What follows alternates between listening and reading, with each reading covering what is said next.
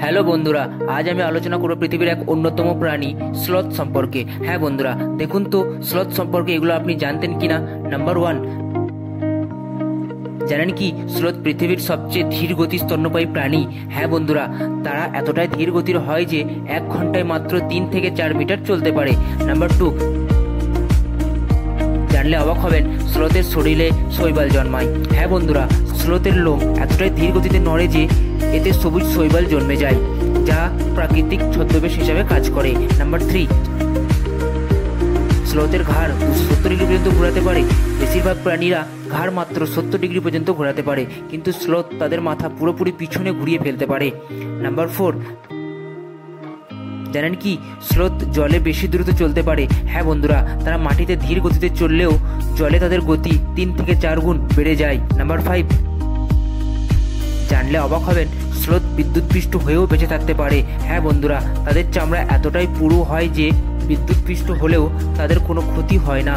Number 6, জানতেন কি প্রাচীনকালে স্লথের বিশাল আকার ছিল।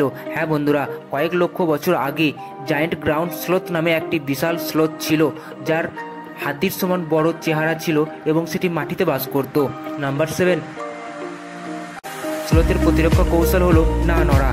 স্লথ এতটাই ধীর গতির হয় যে শিকারীরা যেমন হার্পি ঈগল অনেক সময় তাদের মৃত বলে স্বীকার করে না এবং তারা বেঁচে যায়। নাম্বার 8,